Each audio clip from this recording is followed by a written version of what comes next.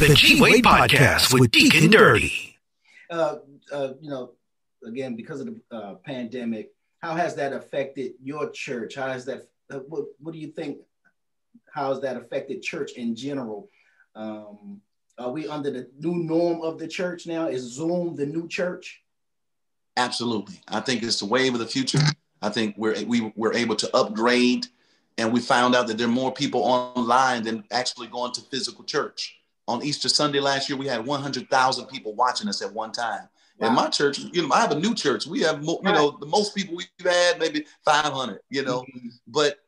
but online, everybody's home watching. 100,000 people watching you. So I said, why don't we have to go back to physical church? We stay right here. I can teach and preach right here until the masses, but people still need that personal touch, man. They need that family. They need the love. So it can never replace, virtual can never replace physical presence of people in a room believing together for something. You know what I'm saying? So, but it's a beautiful thing, man. Our church has grown since this thing, man. Our church has quadrupled membership. The giving has been increased. I mean, it's really been good for us. We come on every Sunday at 11, every Thursday. Tonight we're on at 7, and people love it. Okay, but is that virtual or is that physically in the building? Virtual. No, we're not going to go back to physical, man, until I think the summer, man. I have a lot of seasoned members with pre-existing illnesses, and a part of your responsibility as a pastor or shepherd is to lead the sheep safely to their destination. Yeah. And so my goal is that we still have a church and people alive after the pandemic. Mm-hmm. So we're going to wait until this vaccine really set in, everybody vaccinated. And, we see what's going on. I'm definitely not the first in line. I'm not first in line, dog. I seen something the other day, somebody's tongue hanging out there. I saw that picture. I said, I'm not taking no vaccine. I'm staying right in the house, man. But, maybe it has a different effect on different people, whatever. But, yeah, when I seen that, man, then I seen some lady shaking and everything. She could barely talk. She was shaking, uncontrollably. So, I don't know, man. I'm taking my time. I'll let whoever want to go first, go ahead and go first. And I'll be watching you closely to see how you're doing. If everybody all right, then maybe around the fall, I'm going to take it. Mm-hmm. We talked a moment ago, you mentioned multiple streams of income. I realized you penned some things on Usher's project, or one of Usher's. Yeah. Yay. My partner Zay Tobin out there in the ATL. Shout out to Zay Tobin, one of the dope producers, Gucci Man, all that future. But Zay Tobin is a church musician, man. He loves the Lord and plays at his church every Sunday. But on Mondays, he gets some beats in for everybody. Realize that. Yeah, man. But he loves gospel music and he loves my music. He's been following me down through the years. So when we were able to connect, man, we just connected. We've been brothers ever since, man. Brothers from another mother. And any record I need, anything, you'll send me some stuff over. What you think about this? Write on this. Okay. And he was doing the Usher project. He was doing the Usher mixtape, Usher A record. Right? Yeah. So it's like, D, what you got for this? What you got for that? I just went to write, just tapping into my gift. Say what you want. Usher loved it. Went in there and sang it. Did a couple of other records with. It was a collaboration of other writers too in the room. So it was a beautiful thing, man.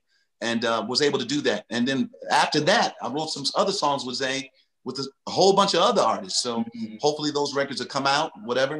But yeah, man, I love that. I love writing. All my songs since I started in the business, I was able to have a number one song on each record that I've ever done. Yeah. Since I started in the business back in the 90s. You've had hits, man. Hits, man, back in the day. And I wrote them all. And if I didn't write it all, if I didn't write 100% of it, I had a major part of it. Yeah. And so you realize how important and smart that was for me now. When you can't go and do, when those royalty checks come in, you're fine. You settle, you're calm, you're good. So I want to motivate. I don't say that to boast. I want to tell writers, artists, don't just let other people write on your music, man. You better make sure you have a little piece in that. Hey, tell them leave a verse open. I'm not gonna put it on my record unless I got a verse. Yeah.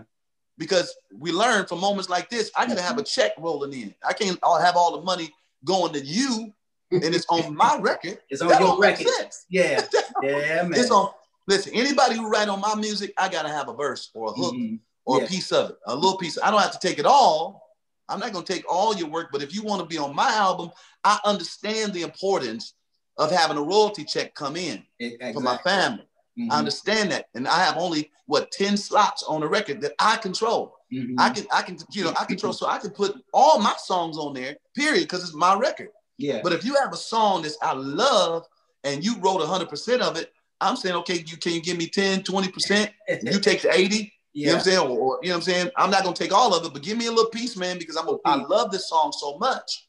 I'm gonna put it on my album, but I need to check rolling over here too, bro. Absolutely. Oh, I can't do that. I wrote it all. I wrote all the whole song. You know what I'm saying? If you want my song, I ain't giving up no publish. Okay, cool. Now let me get the other song. Put it on there. You want to share? I'll share, no problem. Let's go. You know what I'm saying? Right. And I would tell writers, don't come in like that. When you, like for instance, like on the Usher record, we talk about the Usher record. I didn't mind getting a little piece of the pie. You know what I'm saying? Not taking the whole pie.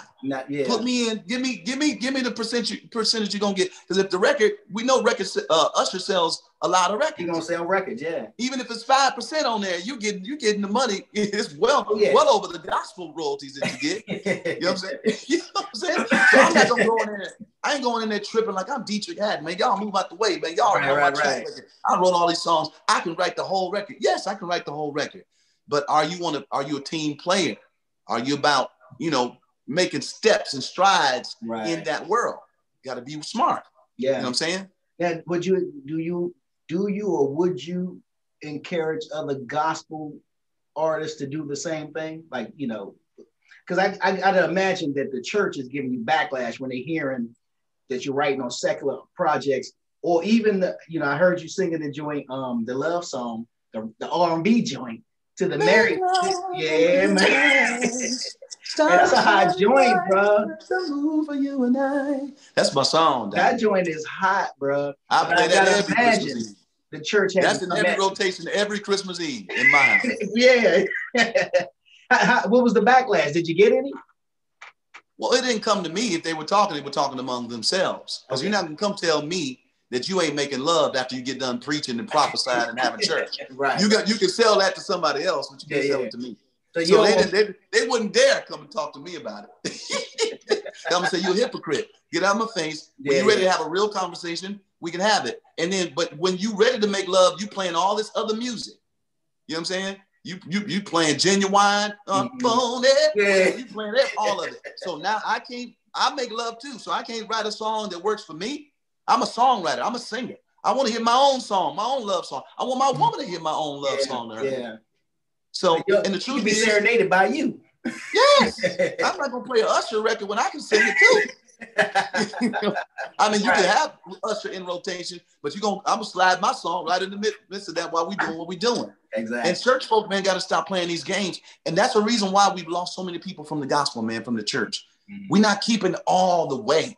Yeah. You got to keep it all the way. People can handle it, man. They know you're human. They know you got the same feelings they have. Keep it all the way. That's the way we're going to stop this people leaving the church. Because people leaving the church because they already know they can read right through you. So you might as well keep it all the way 100. Let them know what's up. If you want to, go to my church, this is what I do. I write songs for Usher. Yeah. If the opportunity presents itself, I'm going to use my gift to write, whether you like it or not.